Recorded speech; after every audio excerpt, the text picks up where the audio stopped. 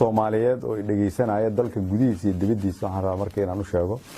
sida kaliya oo dalka dib loogu dhisi karo sida kaliya oo jidad iyo isbitaalada iyo iskuulo lagu dhisi karo waxay tahay inaan helno dhaqaale anagoo aan ku dhisano dhaqaalahaasi meesha kaliya uu ka iman karo waxay tahay inaan anagu shaqeysano laakiin si adduunyada aan ula qabsano dalkeena dhaqaalihiisana loo kobciyo waxaan u baahanahay deynta in la ka daayo oo ku dhawaad 6 bilyan oo dollar waxaan noo furi doonaa albaabo muhiim ah si taasi markay u dhacdo qof walba Soomaaliyeed hadaad ganacsataa waxa laga rabaa in canshuurta dawladda aad siiso haddii aad dawladda u shaqeysid waxa laga rabaa inaad ka shaqeysid dalka in laga yareeyo ama laga zuuliyo waxaan la yiraahdo musuqmaasuqa sidiisa haddii aad tahay qof Soomaaliyeed oo wadanka jooga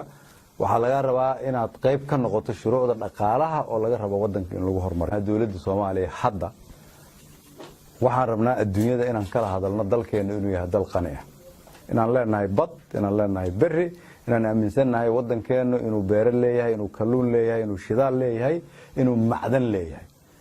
waxaan rabnaa inaan adduunyada niraahdo ma rabna anagu inaan cidna tuugsano waxaan doonaynaa inaan dunida ku soo noqono oo aan soo gaarno meel aan bangigan rabno diin ka qaadan karno bangiyadan rabno anagu aan furan karno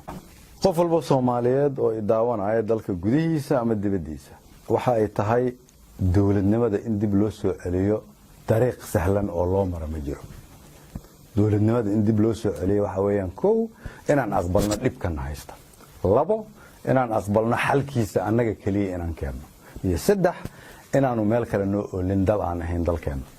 sidaas daraadeed waa inaan aqbalnaa dhibkan ugu dhacay inta uu la egyahay xalkiisana anagu aan keenaa dulqaad inaan yeelana waa inaan danta gaarka ah ka hormarinaa danta guud waa inaan qabyaalada qarannimo ku bedelnaa waa inaan soo celinaa sharafta iyo karaamada ummadda Soomaaliyeed annagoo og marmarka qaarkood inay dhib tahay xataa haddii ay kalifayso in la gaajoodo intaasaan ummadda Soomaaliyeed u sheegayaa